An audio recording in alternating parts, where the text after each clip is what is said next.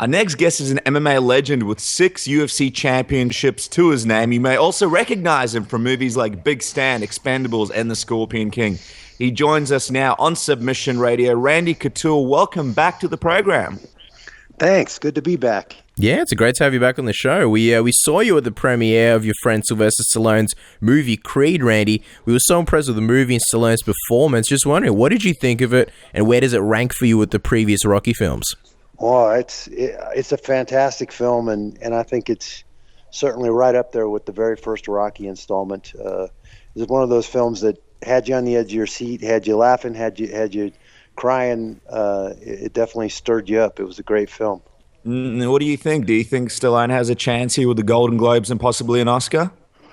I think he's definitely going to get a nomination. You know, it's always funny to see the films that are coming out when it starts to get to be Oscar season. It'll be interesting, but I definitely think there's a nomination in there for him. He did a fantastic job. Michael Jordan did an amazing job as the lead character, pulled it off physically and in every other way as well. Speaking of Sylvester or Sly, Expendables 4 looks to be released in 2017. Just wondering, Randy, is there any small tidbit of news you can give us, and will you be returning in the film? Well, I've heard that it's been greenlit, and we're supposed to start filming next October in 2016. I am still waiting on the script that I understand is being adapted to fit the Expendables. Always curious to see what direction we're going, and you know, what new characters might pop up and who might be filling those characters. Hard to believe that we could add any more after the last one, but you know, obviously Toll Road hasn't been killed, so I expect that he'll be back, and yeah, I'm looking forward to it. Obviously, it's a lot like Old Home Week. We all start putting our gear on and all back together again. It's a lot of fun. It's a great group of guys.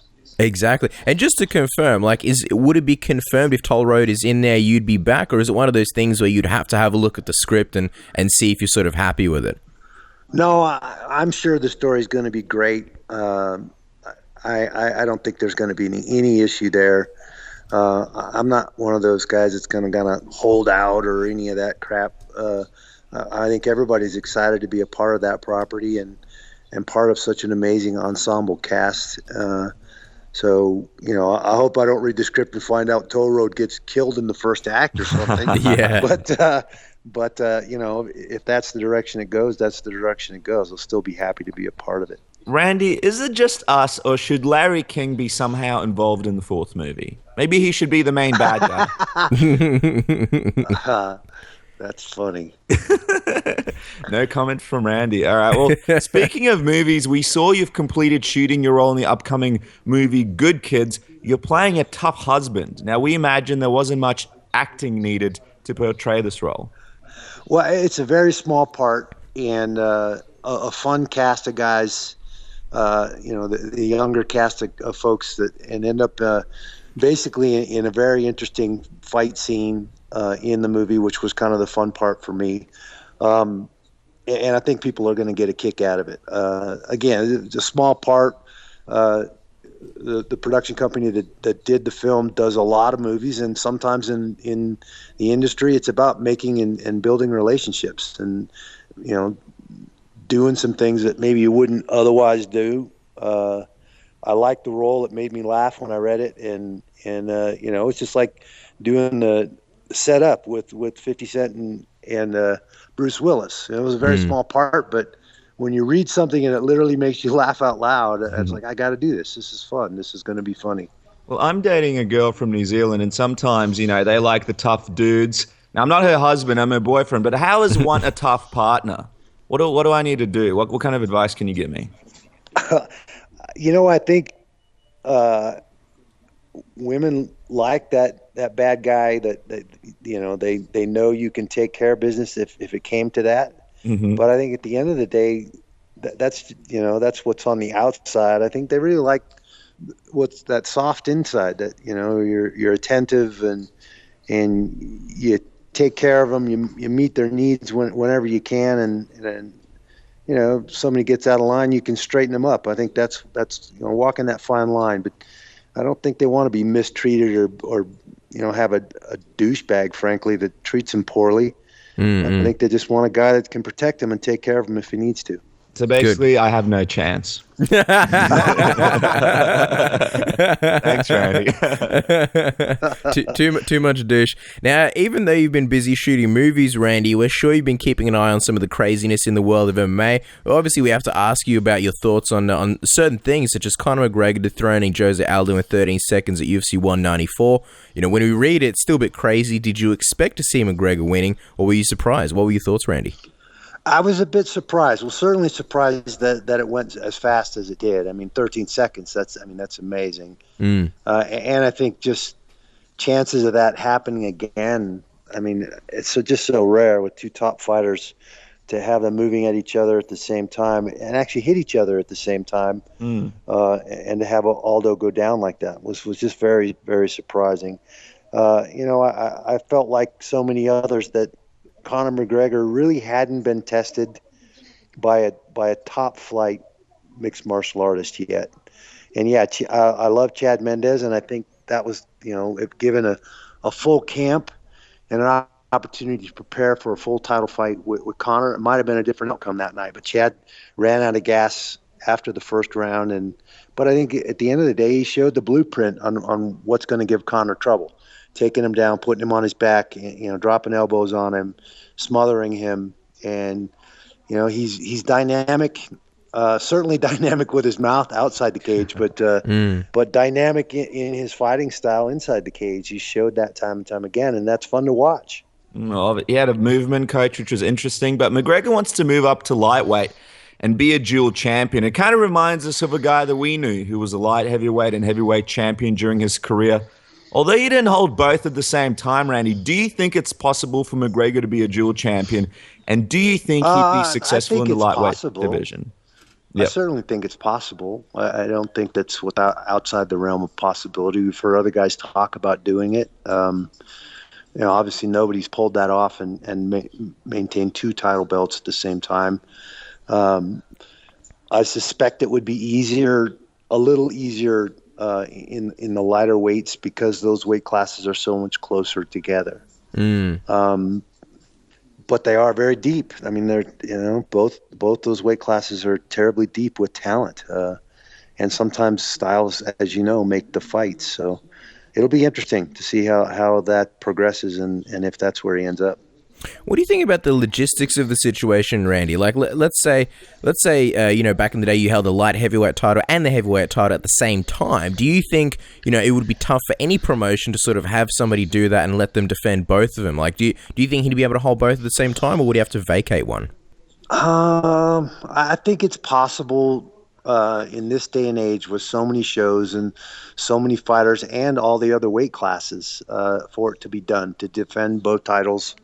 At different times, given the proper time to prepare for that next opponent in whatever weight class. I think that could be done. It would certainly be a juggling act, and you would need the cooperation of the promotion to do that.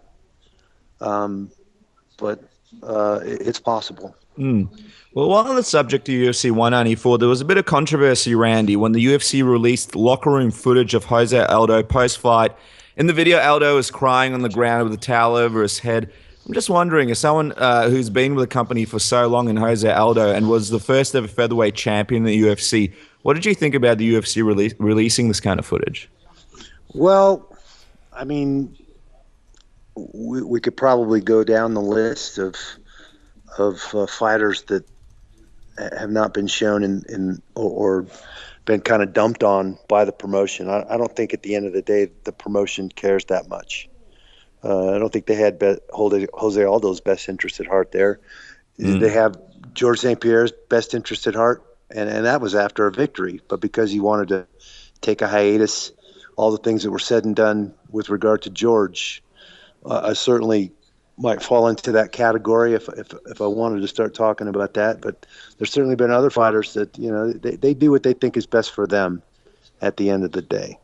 Do you think, sorry to interrupt, guys, do you think footage from the locker room should be released? I mean, it seems like a pretty private place. I've been in a locker room before with a fighter that I've managed, and I've been in the situation where they've lost, and I've seen some of the emotional responses. And Muhammad Ali famously said, "No one knows what to say in the losers' locker room." Do you think it's too far? Do you think it's overstepping the boundaries, letting people into that part of it? Here's my question: where were his handlers? Where were his trainers?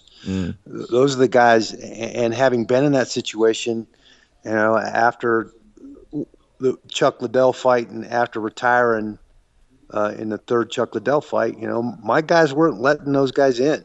That was our space. They wanted me to have that space, and I remember specifically Nate Corey hollering at the cameraman and telling them, "Look, get out of here," and not letting them in the room. So, I think that it is what it is. We all have to deal with defeats in this sport, and it'll be interesting, I think more interesting, to see how Jose responds to this adversity and shows that kind of true championship spirit that we expect him to have and come back with all guns blazing and make a run at it again. That's what's more important to me than, sure, of course he's upset in his locker room in a private moment. Yeah, that maybe shouldn't be shown or filmed, but, it is what it is. It's part of the sport. Sure. I also want to get your perspective on something, Randy, because Conor McGregor, he's one of the biggest stars in MMA at the moment, if not the biggest. It's basically him and Ronda up there. And, he's been talking about obviously negotiating a big deal. You in the past, you had sort of your back and forth with the UFC. There were certain things that you wanted to achieve in your career. And people are talking about Conor McGregor possibly being bigger than the UFC in a sense, where he could be such a big star that he could not necessarily control the UFC, but, maybe sort of, I guess, demand certain things. What do you think about that notion? Is it possible ever for a fighter to sort of be that big, kind of like a Mayweather, where he's sort of calling his own shots? Is it possible to do that in the UFC? Well, it all boils down to leverage. And certainly in a combative sport, as volatile as it is, as individual as it is, you still got to go out there and win. Right now, he's got leverage. I'm not sure where he's at in his fight contract, how many fights he has left, or if he's due to negotiate a new one now. But he's sitting there as the unified champ in a very volatile and talented weight class. He's not only walked the walk, but obviously talked the talk first and backed it up. And the media and the public have kind of gone crazy for all of that. So that gives him a ton of leverage to make specific monetary demands, to put clauses and things in his contract that maybe other fighters wouldn't have the leverage to do. Because frankly, there's a fighter standing on every street corner right now. And if they don't want to deal with you, they don't want to meet the demands, or you're too demanding, you don't have any leverage. They'll just find somebody else to take the spot. So he's in a unique position, and what he is able to do and how much power he actually exerts on them is yet to be seen. I've seen the numbers being thrown around, the $100 million and all this other stuff, and it'll be interesting. It'll be see how it shakes out and how much leverage he actually does have over the promotion. Well, I mean, yeah, $100 million contract, that's insane, and it would kind of show how far the sport's come. He's also talked about doing co-promotion with the UFC. Do you think that would ever happen, or do you think that's just a bit, I don't know, ridiculous to say? Well, I know that was a huge stumbling block with Fedor and trying to sign Fedor back when I was pursuing that fight specifically as a contracted fighter with the UFC, and that was the fight I told them that I wanted. I was ranked number 2 in the world. He was ranked number 1 at the world at the time. I know they negotiated with him for a long time, but M1 Global wanted a co-promotion and they were kind of handling and managing, representing Fedor, and that was a stumbling block. They were like, "No, we're not going to put anybody else over. We don't need another promotion. We don't need a co-promotion. We're the UFC, and that's it." And so I would be very surprised if that happens. I would be interested in to hear that conversation and how that would get by. Yeah, it'll be interesting to see how it all plays out. Now, another big topic we never got a chance to talk to you about and get your thoughts on was a little event that happened here in Melbourne, Australia. We're not sure if you heard of it. It was called UFC 193.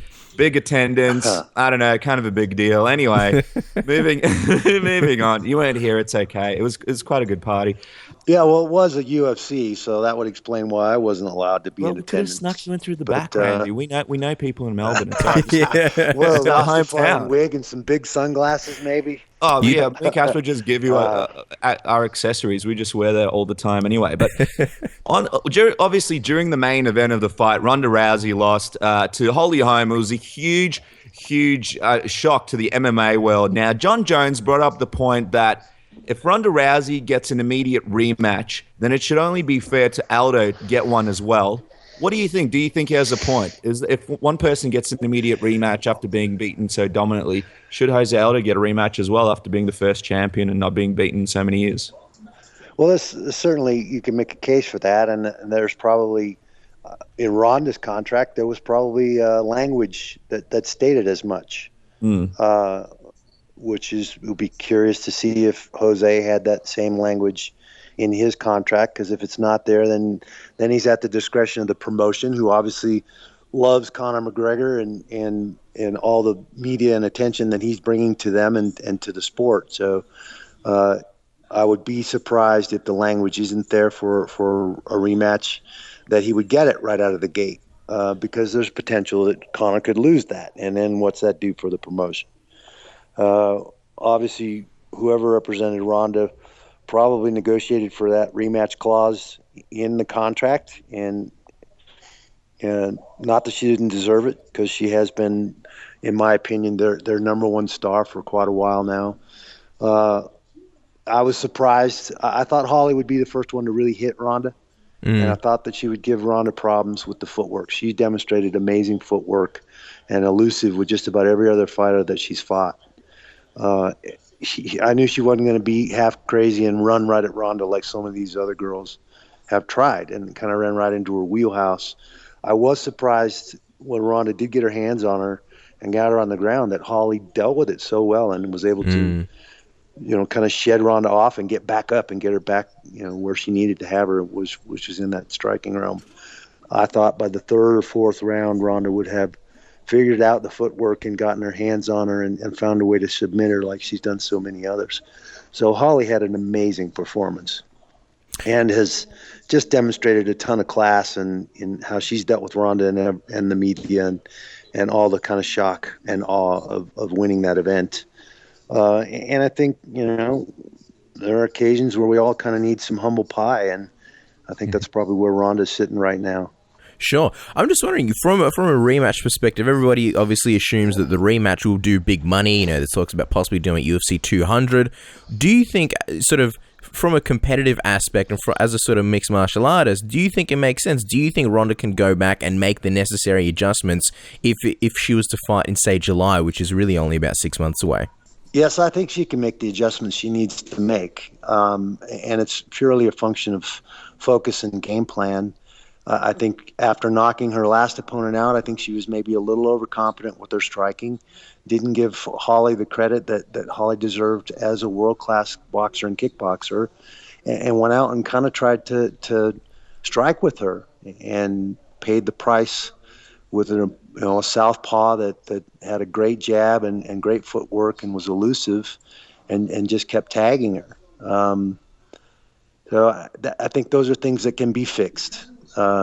Change the footwork, change her approach to closing the distance and getting her hands on Holly, and then making Holly operate where she's strongest. How many judo medalists do we have in the sport? Grapplers at that level do we have in the sport? Time and time again, that's where she's won her fights. And it looked to me like she thought she was going to be able to go out and strike with a world-class boxer. And that's always a bad idea. Would have been a bad idea for me to do it with James Toney.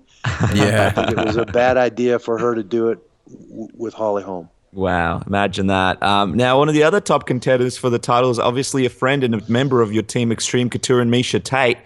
For those that may have not been paying attention, she was actually meant to fight Ronda Rousey before they replaced her with Holly Holm. And me and Casper, we spoke to Dana White after she suggested she might retire, and after she got snubbed for the shot. And Dana White said if she's thinking about retirement, she probably should. I'm just wondering, Randy, what do you think about the way the UFC has handled the situation with Miesha Tate? Well, again, I think it's a shame as hard as Miesha works and as much as she's done for the sport and for the women's division, that she got overlooked.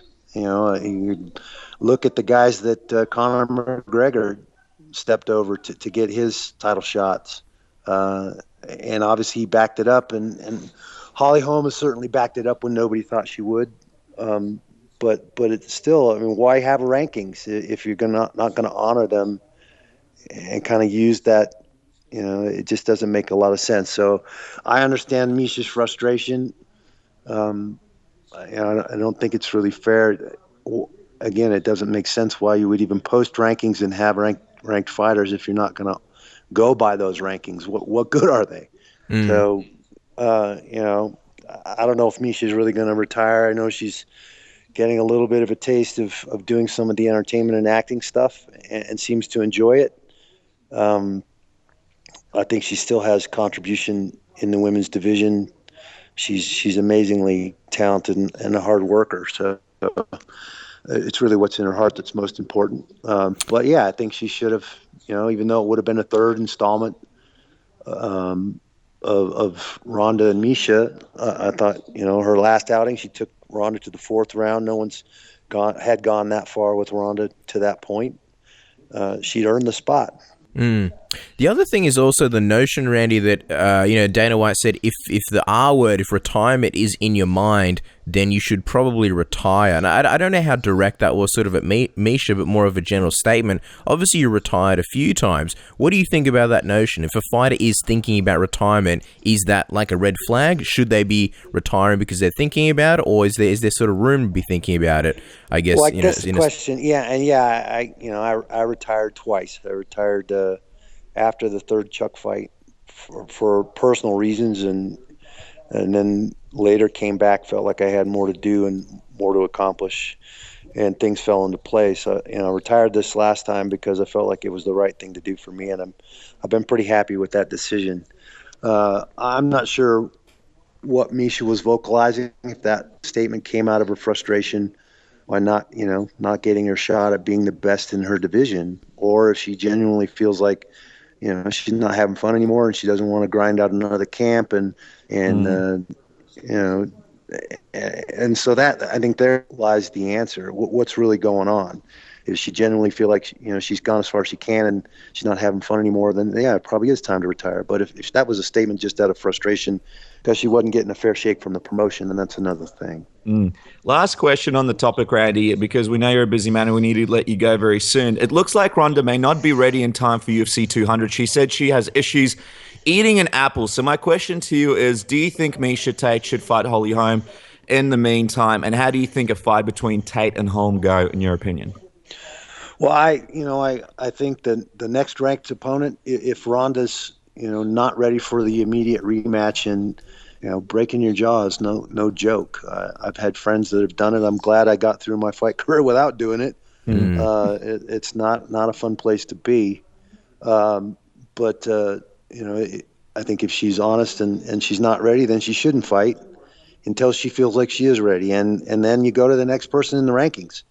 And that would, in my opinion, I think is Miesha Tate. And it would be interesting. I think Miesha's a smart, diligent fighter. I think she has the grappling and wrestling ability to exploit that possible weakness in Holly's game. I don't think she's going to go out and try and stand around and strike with Holly Holm at all, especially after what Holly demonstrated against Ronda. So it's an interesting fight, and that therein lies the business decision and the problems that the promotion has. Is what's good for them, what's going to continue to make them money, and put butts in the seats. They don't always take the fighters into consideration when they're putting that equation together. It's about what's going to be sensational and what's going to be a good business decision for them. Appreciate the insight, Randy. Finally, as we wrap up, we know you're based out of Vegas. What are the Couture family plans for Christmas? Will we perhaps see Randy dressed as Santa Claus this year? Well, I haven't gotten that far out of shape. No, I won't. I won't be Santa Claus. I'm up in the mountains in Colorado. I'm relaxing and enjoying the mountains, the snow, and the fresh air up here. Headed to Nashville for New Year's Eve to celebrate New Year's in Nashville. Never done that before, so I'm expecting that's going to be a lot of fun. And I'll go from there to Washington D.C. to meet some of the guys in the hospital that are dealing with their injuries from the war on terror, and give away some of the foundation money that we've raised this last year. So that's going to be a good week as well. Yeah, that's wonderful, Randy. And just for the people that are listening in the US who don't know where to go to donate, what's the best place to go donate to that foundation? xcgif.org. That stands for Extreme Couture GI Foundation.org. And you can go there and find out what our events we have coming up and donate to the foundation there. Well, there you go, guys. You have to jump on there. Make sure you donate. It's a fantastic foundation. Nothing but the best that we've heard from people from it. And Randy, thank you so much for coming on the program. Guys, you can follow Randy on Twitter at Randy_Couture. It's always an honor to have you on the program, and have a great Christmas and New Year, Randy. Thanks, you too.